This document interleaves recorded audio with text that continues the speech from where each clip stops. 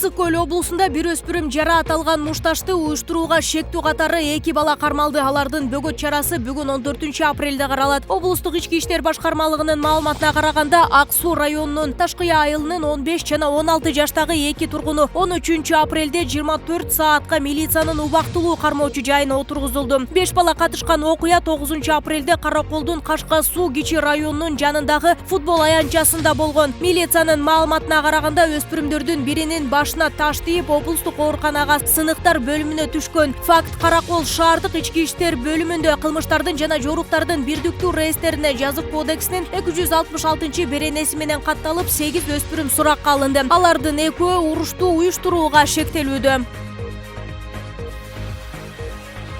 Бүгүн 14 апрелге караган суткада Кыргызстанда дагы 15 медицина кызматкери COVID-19 жуктурганы аныкталды. Алардын ичинен 8-и Бишкек шаарында, 4-өө Чүй облусундагы, 3-өө Ысык Көл облусундагы ооруканада эмгектенет. Саламаттыкты сактоо жана социалдык өнүктүрүү министринин маалыматы боюнча, акыркы суткада стационардан 2, үй карантининен 4 кызматкерлер чыгарылган. Кыргызстанда жалпы 4326 медик COVID-19 илдети менен катталган. Алардын ичинен 4247 адам айыкты. Кыргызстанда 14 апрелге карата COVID-19 илдетинен 2 бейтап каза болду. Алар Бишкек шаарында эмделип жаткан. Муну менен вирустун айынан каза болгондордун жалпы саны 1534кө жетти. Акыркы сутка ичинде коронавирустун 240 жаңы учуру катталды. COVID-19 диагнозу менен катталгандардын жалпы саны 90839га жетти. Соңку сутка ичинде 161 адам вирустук оорудан жакшы болгон. Коронавирус жуктуруп алган жалпы 86313 бейтап сакайды.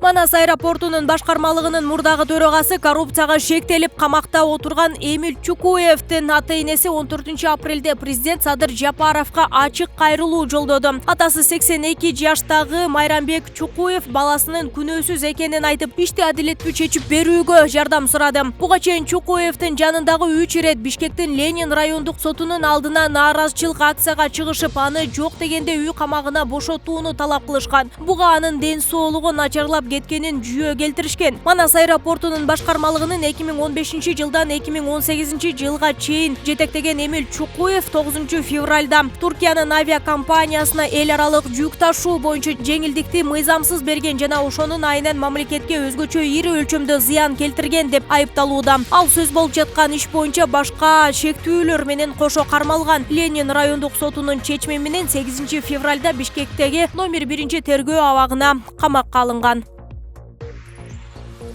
Мамлекетке чыккынчылык кылууга шектүү катары кармалган 2 адамдын биринин аты жөнү Марат Казакбаев экени 14 апрелде улуттук коопсуздук боюнча мамлекеттик комитет расмий кабарлады. Мекеменин басма сөз кызматынын маалыматына караганда, алар ыкчам тергөө иштеринин натыйжасында табылган далилдердин негизинде 13 апрелде кармалышты. Сотко чейинки териштирүүнүн материалдары улуттук коопсуздукка тиешеси бар болгондуктан иш купуялык негизде каралат. Эгер шектүүлөрдүн күнөөсү далилденсе, алар 10 жылга эркинен ажыратылышы ыктымал. УКМК кармаган экинчи адамдын аты жөнүн ачыктаган жок жана ал тууралуу МТ деп гана маалымат берилди. Териштирүү жазык кодексинин мамлекетке чыккынчылык кылуу деген 307 беренесинин 1 бөлүгүнүн негизинде жүрүп жатат. Кыргызстанда Марат Казакбаев деген ат менен саясат талдоочу адам белгилүү. Казакбаевдин тарапташтары же жактоочулары азырынча атайын кызматтын айыптоосу тууралуу комментарий беришели. Кыргызстанда буга чейин дагы мамлекетке чыккынчылык кылуу беренеси менен кармалып соттолгондор болгон. Алардын бири өкмөттүк аппаратта иштеген Алтынбек Муралиев 2014 жылы кармалып 22 жылга соттолгон жана 2019 жылы жатак абакка чыгарылган.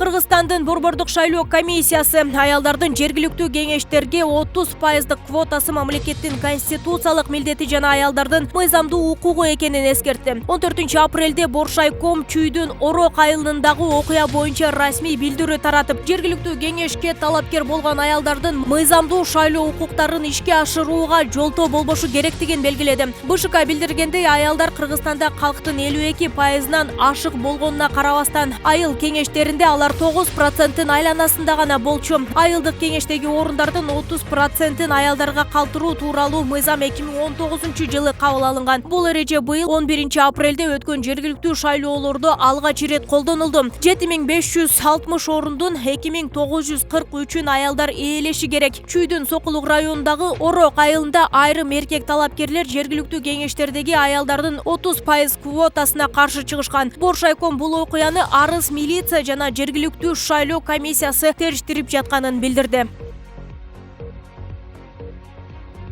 Абактагы орус оппозиционер Алексей Навальный өзү отурган Покровдогу түзөтүү колониясынын жетекчилигине каршы сотко кайрылды. Бул тууралуу саясатчынын Инстаграмдагы баракчасына чыккан билдирүүдө айтылат. Навальный түрмө жетекчилиги Куранды алып кирүүгө уруксат бербей жатканын билдирүүдө. Саясатчынын ырасташынча, абакта мусулмандардын ыйык китебин жана пайгамбардын сүннөттөрүн окууну максат кылган, бирок ага түрмө администрациясы тоскоол болууда. Мен бул жака 1 ай мурун келгенде толгон китеп ала келгем, дагы көп китепке буйртма бергем. Бирок мага бир да китепти бербей жатышат, анткени аларды экстремизмге каршы текшерүү керек дешет. Бул 3 ай убакыт алат экен. Саясатчы Куранды экстремизмге каршы текшерүүгө зарылдык жок деп эсептейт. Ага чейин Покров шаарындагы номер 2 колонияда ачкачылык кармап отурган Навальныйды түрмө жетекчилиги мажбурлап тамак берүү менен коркутуп жатканын жазган.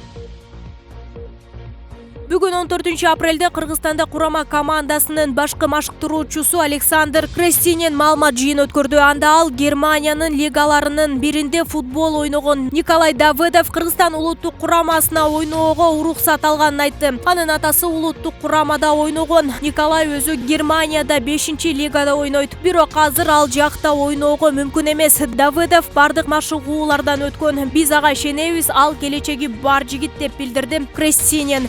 Кошумчалагандай, Давыдов паспорт жана FIFA уюмунун Кыргызстан улуттук курамасына ойноого уруксат алган. Азыр Давыдов 23 жашта. Крестинин башка да футболчулар менен сүйлөшүүлөр жүрүп жатканын, бирок баарынын эле Кыргызстандын жарандыгын алууга мүмкүнчүлүгү болбой турганын билдирди.